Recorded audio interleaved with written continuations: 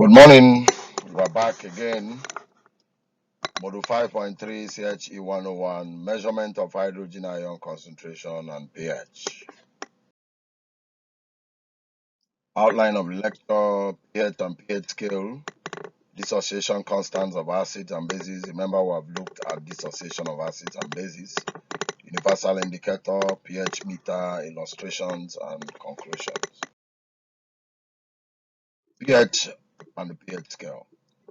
The pH of a solution is defined as a negative logarithm of the hydrogen ion or hydrozonium ion concentration of the solution. So we see equation 1a, 1b. The same pH is equal to minus log 10 to log to base 10 hydrogen ion concentration, or minus log to base 10 hydrozonium ion concentration.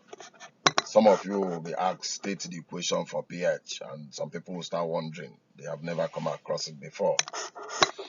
A neutral medium has a pH of 7. We said that in the last module. But when we add acid to it, the hydrogen ion or hydrozonium ion concentration increases. We've said that. We're laying emphasis. The pH of a neutral solution will increase if OH is introduced. When hydrozonium ion is introduced into a neutral medium, the pH will be less than 7. That is increase in acidity. Similarly, increase in OH concentration will make the neutral medium pH to be greater than 7. So we're looking at a neutral medium will be 7, acidic will be less than 7, and basic will be greater than 7. We'll see the scale. We have that OH minus hydrogen plus is Kw. Remember we made that. And pH is equal to minus log hydrogen ion. So hence, POH, we can also say POH, since pH is equal to this. Therefore, POH can also be equal to minus log to base 10 OH concentration, which means that pH plus POH is equal to pKw. These equations are important. Hence, if pH of a solution increases, the POH must decrease to keep their sum equal to this pKw. Now, the pH scale. We've just decided to bring this here. If you go to the net, you will get a lot of different types of this pH scale. It's just for us to see. Like we said, neutral solution is 7, alkaline will increase 8, 9 up to 14, and acidic will decrease up to 0. So we look at the pH scale, we've given samples. Look closely, I hope you can see it. pH of 0, you have battery acid, stomach acid at 1, lemon juice, like that. Look at the coffee we drink, pH of 5. See your milk, 6. Pure water is at pH 7. Then it enters into basicity or alkalinity, baking soda, ammonia, soap, and so on. So this is to tell you, and of course, look at the colors we have used. We'll also see that color in our universal indicator. Saturation constant of acids and bases. And as the concentration of hydrogen ion changes, the strength of the acid or base also changes. Hence, we have to look for more useful yet quantitative means of representing the strength of acids and bases. Remember when we talked about leveling effects of water on acid strength. Consider the weak acid HA ionizing in water as follows. Gives this equation 4. The equilibrium constant Kc is given by the product of concentration of the product here divided by the concentration of the reactant, that is the acid, and that is this. Since HA is an acid, Kc equal to Ka. So we have, since it is an acid, Ka is called the dissociation constant of the acid. Since dissociation constant effectively equilibrium constants, they are unaffected by concentration changes and are influenced only by changes in temperature. Hence, the numerical value of Ka provides an accurate measure of the extent to which an acid is dissociated. So we use Ka for our dissociation constants of acids. Therefore, the greater the extent of dissociation, the greater are these. Remember, these are the products. So if the acid is dissociating more, you have more products. So you have more of this and this. That's why we say greater are this and this. And that will make Ka larger and a stronger acid. Now, similarly, we can look at the base. If this is a base, BOH, we have the same thing giving us B plus OH minus. Then Kb will be equal to this. The numerical value of Kb, the dissociation constant of the base, is used to measure the strength of the base. So which means pKa is equal to minus log pKa.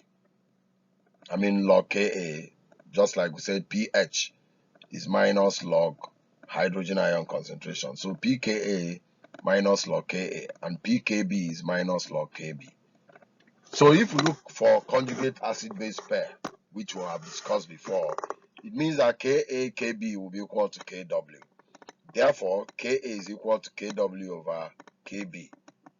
In other words, Ka is inversely proportional to Kb, and that's why we say a strong acid will have a weak conjugate base, and a strong base will have a weak conjugate acid. Look at it, strength of acid is inversely proportional to the strength of its conjugate base. This means that a strong acid has a weak conjugate base and vice versa. Universal indicator. Now this is a mixture of dyes which show different colors at different pH. We look at this, a pH paper, the pH of solution, look at the charts, pH of our solution, look at the colors. We met these colors before. The only problem with this is that people might have different, what you call color blindness.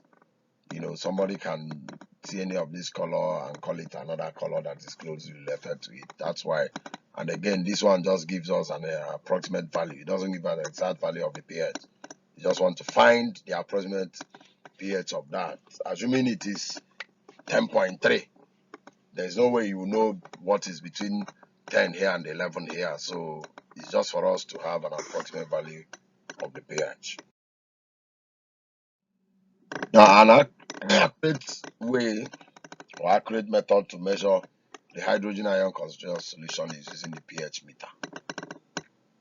Hydrogen electrode formerly was used, as the EMF generator has already been calibrated by the concentration of ions. Remember when we talked about electrochemistry, that the potential difference of the hydrogen electrode is arbitrarily assigned 0.00 volts.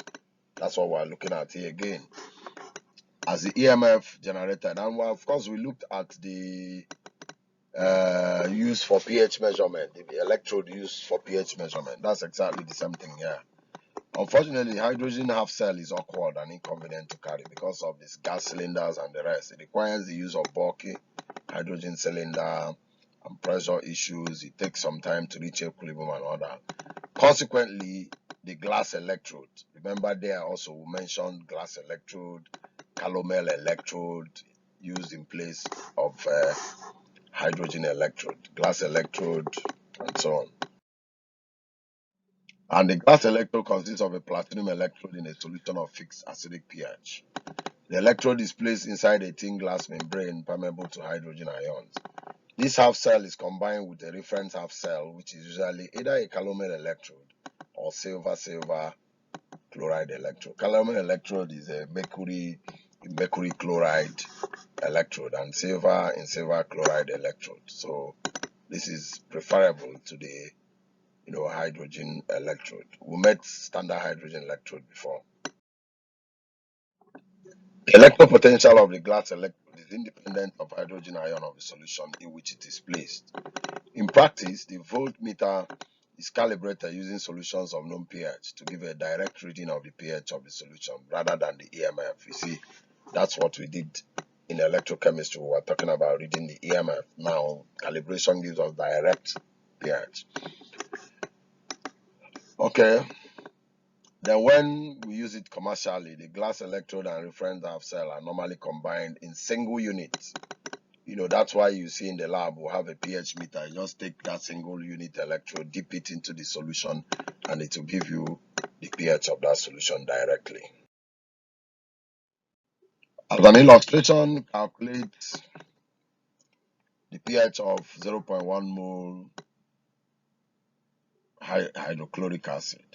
We assume that HCl is a strong acid and completely dissociated. Therefore, the concentrate is 0.1, but pH is minus log this, so we'll substitute, which is equal to 1. Another one, calculate hydrogen ion and hence pH of 1 mole acetic acid, given that Ka is 1.8 times 10 to the power minus 5. Acetic acid is a weak acid, so using Oswald's dilution law, Ka is equal to this. Concentration is 1 molar, alpha is degree of dissociation. But since acetic acid is weak, 1 minus alpha is approximately 1. So we'll have alpha as this. But hydrogen ion is alpha multiplied by concentration. So we got its concentration. Then pH is minus log hydrogen ion concentration, and we'll have a pH of 2.37. Look at this. A strong acid will work directly. A weak acid will have to get the degree of dissociation and then get the concentration of the hydrogen ion before we substitute in the pH equation. Another example, what is the pH of 0.005 moles solution of sodium hydroxide? This we can work, you can obtain this by two methods. This is a base, it's not an acid. So sodium hydroxide is this, OH is this. Now remember that hydrogen ion times OH minus is 10 to the power minus 14. So we can use the relationship and get hydrogen ion concentration, which is this. And we'll put in the equation and we'll get 11.7. Alternatively, we can use POH equal to minus log OH, remember. Then we'll now solve, because this is OH concentration, we'll substitute and we'll have 2.3. Then we'll go back, POH plus pH is equal to 14. So pH is 14 minus POH, 14 minus this will give us the same 11.7. So whichever method you use is still the same.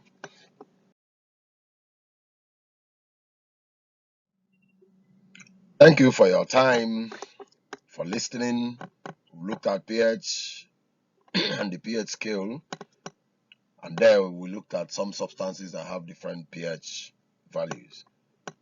Dissociation constant of acids and bases, universal indicator, pH meter, and some illustrations. I hope to see you in the next class. Thank you and God bless you.